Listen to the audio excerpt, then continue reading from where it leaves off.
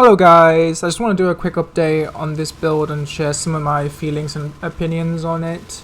So far I'm level 92 and yeah, it feels underwhelming. I invested about 10 divine so far. The playstyle is very similar to Toxic Rain but crit explosions. And it's probably quite worse than a lot of meta builds out there at the moment. Maybe it's just a crit build, so it needs a lot more investment. But playing this build really kills my wrist.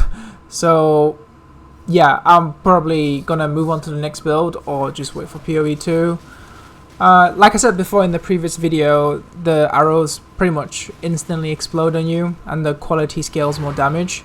So I've got Ashes of the Star and the new Foulborn Unique, which gives 30% quality to all your jewels, gems. So I actually have like almost 100 quality for Conflagration, and that brings the area explosion more multiplier to almost, let's double check real quick, 168% more damage. So in POB, I think I'm doing like 300-400k per arrow, and we can get like 5 to 10 explosions per second, I think, around that number anyway. You have to also remember that the initial hit, the arrow landing on the ground, is going to do some damage as well. So if you add that on top of the explosions that we do per second, I think we can do around 2 to 3 million per second. It can be more if you're standing next to the boss and you hold right click on top of yourself, because that's how you do optimal damage, because that's the optimal area that all the arrows are going to spawn. They spawn on top of the first arrow you fire, which is where your mouse arrow is going to be. So yeah, but most of the time the bosses move around, so you're not going to get that true DPS. Also, you know, since you're standing next to bosses to do most of your damage, you're gonna get one shot occasionally. I have Flesh and Stone and Arctic Armor, and that does help, but yeah, it's not great compared to range builds. And you don't really want to scale radius either, because the gem has a base radius and an explosion radius. Scaling more radius just means the rest of the arrows after the first one is going to land further away from the boss, which is fine because you also scale the explosion radius as well, so the explosion should overlap, but you'll lose the initial arrow landing on the ground hit extra damage that you want to do to single targets. You can if you want. It will definitely help with the clear, but yeah, it's gonna lower your single target a little bit.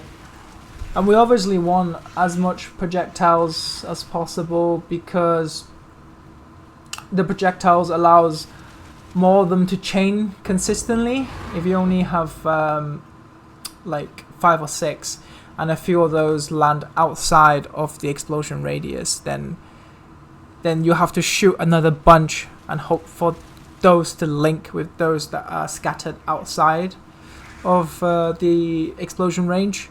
But if you have quite a lot of arrows, they are more likely to form a chain, because the explosion radius won't overlap. Like I said before, if you scale the radius, you end up scaling the spread. So what you want to do is actually have as many projectiles as possible to improve the explosion chains and explosions and the explosion overlaps. And therefore I'm taking GMP. Even though it gives 26% less damage, it's still worth it because you'll drastically increase the number of explosions you can do per second. Let me just quickly go over some of the items that I'm using. So for my bow, I'm using a high fizz, high crit bow that gives 2 additional arrows basically. I feel like this is probably one of the best bow I can get. It's difficult to find anything better on the market. We don't care about the attack speed. we just want the additional arrows. It gives me like 66 crit multi and 96% increased LE with attack skills, which is really huge. Yeah, 9.24 crit chance as well. Helmet, just a generic one, live, suppress, evasion. If I was to keep playing, I definitely need one with nearby enemies have minus 9% fire resistance and mana reservation of skills as well. Yeah, just a generic quiver as well. Extra arrow, obviously that's going to be important. Live, crit, extra damage. Ashes of the Stars, yeah, quality to all skill gem. Quality is going to scale up the more multiplier damage on the explosion, so that's why I'm running this. It gives quality to a lot of other gems as well, so it's kind of like, it's not bad.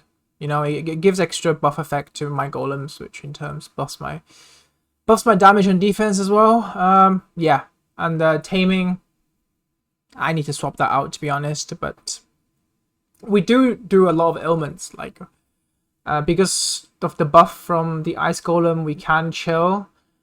We have ignite, we have scorch from the boots, and there's one more thing, I forgot what it is. Oh, shock. Yeah, shock from my ascendancy.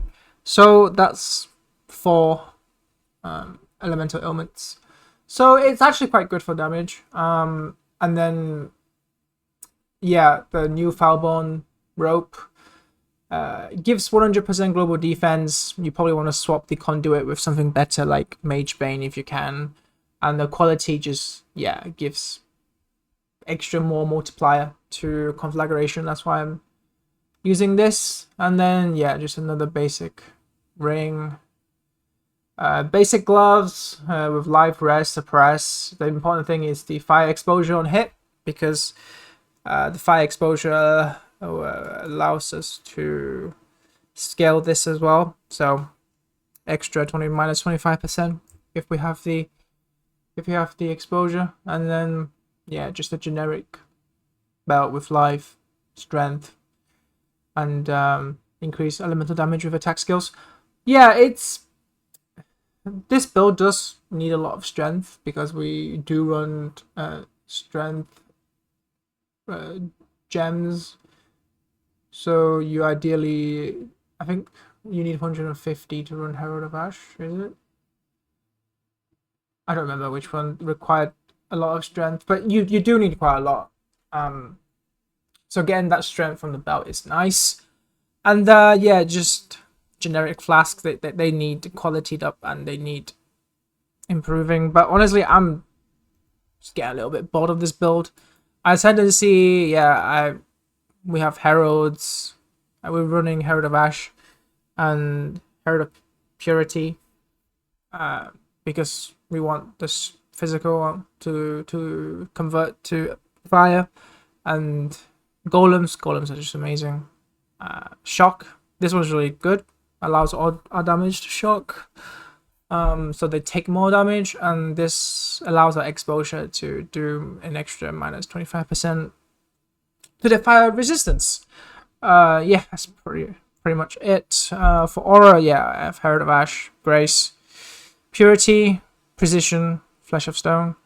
The idea is that if we get mana reservation on the helmet and we 6-link the bow, we can get Arctic armor as well and just link up all our auras in with the one bow that we have.